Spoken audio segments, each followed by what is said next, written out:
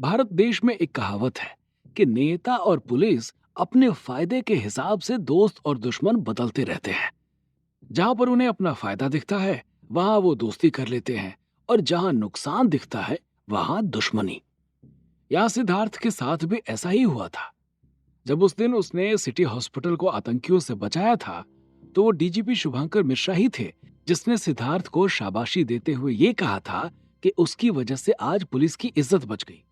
लेकिन आज इन्होंने ही सिद्धार्थ के एनकाउंटर का आदेश जारी कर दिया था। स्पीकर पर यह बात सुनने के बाद सिद्धार्थ ने वहां से भागने की कोशिश तो की, लेकिन राजकरण के आदमियों ने उसे उठाकर पटक दिया था। सिद्धार्थ ने अपने दिमाग में मार्शल आर्ट्स तकनीक का ध्यान किया, लेकिन ना तो उसकी अंगूठी से कोई रोशनी निकली और ना ही उसे यह महसूस हुआ कि उसका शरीर फौलादी हो गया है, जैसे हर बार होता है। वो समझ गया था कि गुल्लू वहां नहीं है, इसलिए उसकी अंगूठी ने काम नहीं किया। ये दूसरी बार था जब गुल्लू के ना होने की वजह से सिद्धार्थ मुसीबत में पड़ गया था। पहली बार सिंडिकेट के लोगों के साथ, तब उसे पेमा ने बचा लिया था, लेकिन सिद्धार्थ को आज यहां बचाने वाला कोई नजर नहीं आ रहा था। सिद्धार्थ, तुम्हारा दिमाग खराब हो गया है क्या? तुम भागने क्यों लगे थे? जब एसपी राजकरण वर्मा ने आकर उससे ये कहा, तो उसके मन में थोड़ी सी शांति हुई कि चलो, कम से कम उसे ये लोग अभी तो मारने नहीं जा रहे हैं। किसी के सामने ऑन कॉल उसका एनकाउंटर करने की बात होगी तो क्या वो खड़ा होकर ये वेट करेगा कि उसे गोली लग जाए? सिद्धार्थ ने दांत किचमिचाते हुए कहा। उसे अभी भी उन दो आदमियों ने जमीन पर लिटाया हुआ था। छोड़ो उसे। राजकरण ने जब अपने आदमियों को आदेश दिया तो उन दोनों ने सिद्धार्थ को छोड़ दिया था और सिद्धार्थ उठकर खड़ा हो गया था। डीजीपी ने आदेश दिया है सिद्धार्थ, मैं बेवकूफ नहीं हूं कि उन्होंने कहा और मैं तुम्हें मार दूंगा। राजकरण ने सिद्धार्थ से आगे कहा, लेकिन उन्होंने मेरे एनकाउंटर का आदेश क्यों दिया है? मैंने तो कुछ भी गलत नहीं किया। गवर्नर की बेटी को बचाना अगर गलती है तो मार दो मुझे। सिद्धार्थ ने आवेश में आते हुए कहा, मैं इस बात का पता लगा लूंगा सिद्धार्थ, लेकिन तुमको तब तक अंडरग्राउंड रहना पड़ेगा। राजकरण वर्मा ने सिद्धार्थ को जवाब देते हुए कहा। उनका जवाब सुनकर सिद्धार्थ हैरत में पड़ गया था। अगर उसके पिता ठीक होते तो शायद सिद्धार्थ उनको लेकर अंडरग्राउंड हो जाता, लेकिन उनकी इतनी खराब तबीयत में उन्हें लेकर कहीं भाग जाना या छिप जाना सिद्धार्थ के लिए पॉसिबल नहीं था। ये अब क्या कह रहे हैं सर? मेरे पिताजी को लंग कैंसर है, मैं उन्हें छोड़कर भाग कैसे सकता हूं? सिद्धार्थ की आवाज में घबराहट दिखाई दे रही थी। देखो सिद्धार्थ, मुझे तुम्हें शूट करने का ऑर्डर मिला था, लेकिन मैंने टाल दिया। अगर आज के आज तुम गायब हो जाओगे तो मैं वादा करता हूं कि मैं तुम्हें कुछ नहीं होने दूंगा। एसपी राजकरण वर्मा उसे समझाते हुए बोले, और उनके समझाने के बाद सिद्धार्थ समझ चुका था कि मामला उतना आसान नहीं था जितना वो अब तक समझ रहा था। मामला सिर्फ लश्कर तैयबा तक नहीं था। जरूर राजकुमारी प्रियांशी को किडनैप कराने के पीछे कोई बहुत बड़ी ताकत थी, और उन्हें बचाकर सिद्धार्थ ने बहुत बड़ी आफत मोल ले ली थी। लेकिन सर, सिद्धार्थ आगे कुछ कहना चाहता था, लेकिन सिटी एसपी राजकरण वर्मा ने उसकी बात काट दी और बोले, सिद्धार्थ, सिस्टम उतना अच्छा नहीं है जितना तुम समझ रहे हो। मैंने तुम्हें छोड़ दिया क्योंकि तुम मुझे अच्छे लगे, लेकिन अगले को जिसको इस काम की जिम्मेदारी दी जाएगी वो अपना काम पूरा कर देगा, इसलिए यहां से भागने में ही तुम्हारी भलाई है। इतना कहकर राजकरण वर्मा ने दरवाजा खोल दिया था और सिद्धार्थ उस दरवाजे से बाहर चला गया था। सिद्धार्थ ने वहां से टैक्सी ली और सीधा उस ईटानगर केयर सेंटर पहुंच गया था जहां पर उसने अपने पिताजी को एडमिट करा रखा था। सिद्धार्थ ने रास्ते से एक कैप ली थी जिसमें वो अपना चेहरा छुपा सके। हॉस्पिटल में एंटर करते वक्त उसको हर आदमी से खतरा महसूस हो रहा था।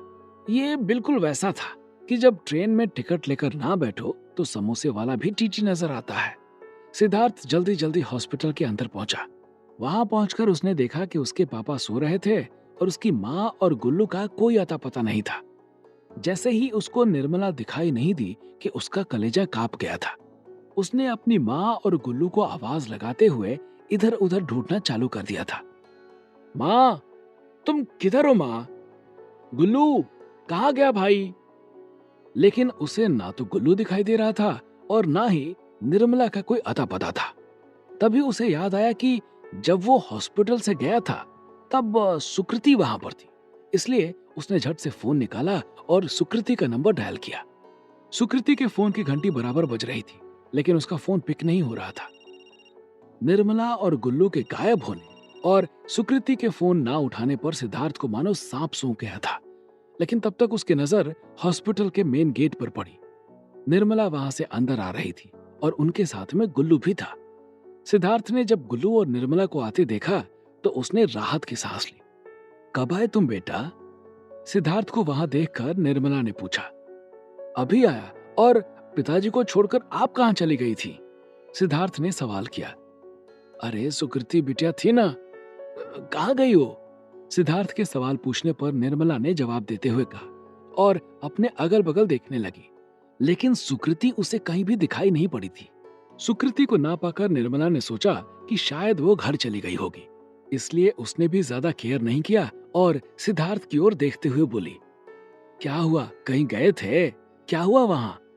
निर्मला के पूछने पर सिद्धार्थ को तो जैसे होश आ गया था। उसकी आंखों के सामने कुछ देर पहले जो हुआ था वो गुजरता हुआ चला गया था। उसे समझ में नहीं आ रहा था कि वो क्या करे, क्योंकि उसे राजकरण ने साफ चेतावनी दे रखी थी कि अगर वो आज के आज वहां से गायब नहीं हुआ तो फिर उसके साथ कुछ घटना घटित होगी। उसकी जिम्मेदारी वो नहीं लेगा। सिद्धार्थ उधेड़ बुन में फंसा हुआ इधर उधर घूम रहा था। कुछ देर तक सोचने के बाद उसके दिमाग में एक नाम कौंधा, जो बीरेन का था।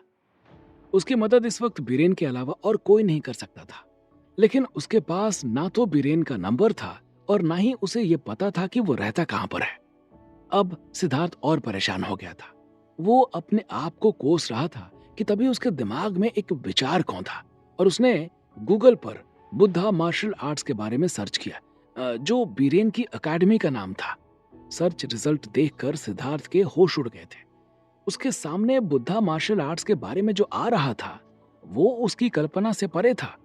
वो करीब 1000 साल पुराना मार्शल आर्ट्स ट्रेनिंग स्कूल था। देश विदेश में उसकी करीब 10,000 ब्रांच थी, जहां पर लाखों स्टूडेंट ट्रेनिंग ले रहे थे। बुद्धा मार्शल आर्ट्स के 1000 सालों का इतिहास देखकर सिद्धार्थ के माथे पर बल पड़ चुके थे। उसने वहां से बुद्धा मार्शल आर्ट्स का नंबर निकाला और जैसे ही कॉल करने जा रहा था कि उसके दिमाग में एक बात गूंजी कि कहीं उसको ट्रैक करके सब वहां भी ना पहुंच जाए। इसलिए उसने किसी और का फोन मांगकर नंबर डायल किया और पहली ही बेल जाते ही उधर से एक लड़की की खूबसूरत आवाज सुनाई पड़ी। Hello Buddha martial arts, how can I help you? उस आवाज को सुनकर सिद्धार्थ एक पल को ठिठका, लेकिन फिर बोला, मुझे बीरेन जी से बात करनी है। सिद्धार्थ के इतना कहने पर फोन वाली लड़की चुप हो गई थी और फोन पर एकदम से सन्नाटा फैल गया था। उसकी कोई आवाज ना आते देख सिद्धार्थ ने फिर से हेलो हेलो कहा, लेकिन फिर भी उधर से कोई जवाब नहीं आया था। कुछ देर तक सिद्धार्थ हेलो हेलो करता रहा, लेकिन फिर भी जब कोई जवाब नहीं आया था तो उसे लगा था कि उसने शायद गलत नंबर मिला दिया है। इसलिए वो फोन काटने ही जा रहा था कि तभी उधर से मर्दाना आवाज आई। मैं बीरेन बोल रहा हूँ। कौन? बीरेन की आवाज सुनकर सिद्धार्थ को ऐसा महसूस हुआ कि जैसे उसने कोई मंजिल फतह कर ली हो। बीरेन जी, मैं सिद्धार्थ बोल रहा हूँ। मैं आपके यहाँ काम करने को रेडी हूँ, लेकिन मेरी एक शर्त है। कहते हुए सिद्धार्थ ने अपने पिता महेश का इलाज यहाँ के बजाय किसी बेहतर जगह पर कराने की शर्त रखी, जिसे बीरेन ने झट से मान लिया था। उसके शर्त मानने के बाद सिद्धार्थ ने निर्मला से अपना बोरिया बिस्तर समेटने को कहा और खुद मैनेजमेंट से बात करके एडवांस जमा किए हुए पैसे लेने के लिए चला गया था। निर्मला को कुछ समझ नहीं आ रहा था कि सिद्धार्थ आखिर क्या कर रहा है, लेकिन उसे सिद्धार्थ के ऊपर पूरा भरोसा था, इसलिए उन्होंने सिद्धार्थ से कोई सवाल जवाब नहीं किया। सिद्धार्थ जब मैनेजमेंट से पैसे वापस लेकर आ रहा था तभी उसकी नजर गेट से एंट्री कर रहे 2 पुलिस वालों पर पड़ी। उन्हें देखने के बाद सिद्धार्थ ने समझा कि शायद ये पुलिस वाले उसके लिए आ रहे हैं। वो झटपट वहां से दौड़ता हुआ आया और आकर अपनी माँ को बचा खुचा सामान उठाने को कहा। उसने अपने पिता के हाथ में लगी ड्रिप को खुद निकाल दिया था और उन्हें कंधे पर लाद कर वहां से रफू चक्कर हो गया था। वो पुलिसकर्मी उसी के लिए आए थे। जब वो वहां पहुंचे और महेश को वहां से गायब देखा तो उनका दिमाग फिर गया और वो इधर उधर सिद्धार्थ को ढूंढने लगे थे। सिद्धार्थ अपने पेरेंट्स और गुल्लू को लेकर छुपते छुपाते वहां से आगे बढ़ रहा था। और उसके पीछे पीछे वो पुलिस वाले उसे ढूंढ रहे थे। सिद्धार्थ अभी हॉस्पिटल से बाहर निकल ही रहा था कि तभी एक पुलिस वाले की नजर उसके ऊपर पड़ गई थी और उसने सिद्धार्थ को पहचान लिया था। उसने सिद्धार्थ को आवाज देते हुए रुकने को कहा, लेकिन सिद्धार्थ ने उसे अनसुना करके वहां से भाग निकला था। सिद्धार्थ को भागते देख उन पुलिस वालों ने उसका पीछा करना शुरू कर दिया था। निर्मला को कुछ भी समझ नहीं आ रहा था कि आखिर हो क्या रहा है। वो बस सिद्धार्थ के साथ भागी जा रही थी। सिद्धार्थ को जब ये लगा कि वो इनसे बचकर भाग नहीं पाएगा, तो वो गलियों में घुस गया था। कुछ देर तक गलियों में भागने के बाद सिद्धार्थ एक दीवार के पीछे छुप गया था। सिद्धार्थ निर्मला और गुल्लू के साथ वहीं छिपा हुआ था और वो पुलिसकर्मी वहीं आसपास उसे ढूंढ रहे थे। कुछ देर तक ढूंढने के बाद जब सिद्धार्थ उनको नहीं मिला, तो वो लोग वहां से चले गए थे। सिद्धार्थ बाहर निकलने ही जा रहा था कि तभी उसके कंधे पर आकर एक हाथ पड़ा। उस हाथ के पड़ने के बाद सिद्धार्थ एकदम से घबरा गया था। उसे ये महसूस हो चुका था कि वो पकड़ा जा चुका है। कौन है जिसने रखा है सिद्धार्थ के कंधे पर हाथ, और आखिर बिना किसी गलती के क्यों करना चाहता है डीजीपी शुभांकर मिश्रा सिद्धार्थ का एनकाउंटर? क्या छुपा हुआ है इसके पीछे कोई बड़ा राज? क्या होंगे इन सभी सवालों के जवाब? हमें कमेंट करके जरूर बताएं और आगे की कहानी जानने के लिए सुनते रहिए भूमिपुत्र, सिर्फ पॉकेट एफएम पर।